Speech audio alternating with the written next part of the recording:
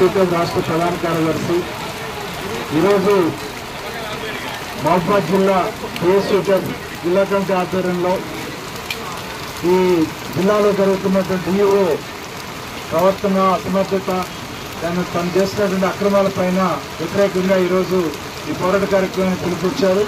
భారీ వర్షం కురుస్తున్న వందల మంది ఉపాధ్యాయులు వచ్చి ఈరోజు ఈ ధర్నాలో పాల్గొనడాన్ని బట్టే డిఓ అక్రమాలు ఎలా ఉన్నాయో, ఏ స్థాయిలో ఉన్నాయో ఈ సమస్య తీవ్రత అర్థమవుతా ఉంది.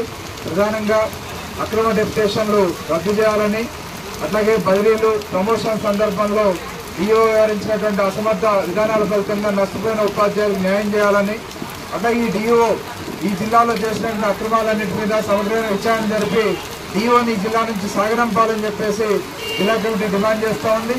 మరి జిల్లా కమిటీ యూటీఎఫ్ చేసినటువంటి పోరాటానికి టీఎస్యూటీఎఫ్ రాష్ట్ర కమిటీ పక్షాన నేను సంపూర్ణ మద్దతు తెలుపుతూ మరి డిఓ మీద సమగ్రమైనటువంటి విచారణ జరిపి ఉన్నతాధికారులు చర్యలు తీసుకోవాలని, అట్లాగే అసమర్థతే కాదు అన్క్వాలిఫైడ్ డిఓ అయినా ఈయన బీఈడీ లేదు, డిఓగా ఉండటానికే పనికిరానటువంటి వ్యక్తిని డిఓగా పెట్టి నడిపిస్తూ ఉన్నారు.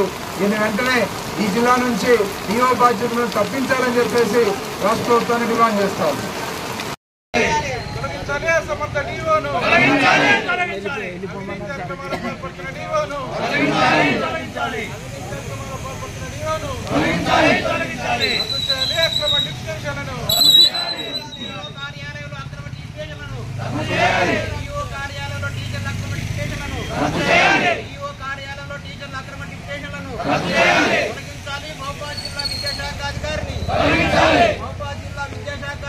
మహబూబాబాద్ జిల్లా విద్యాశాఖ అధికారిని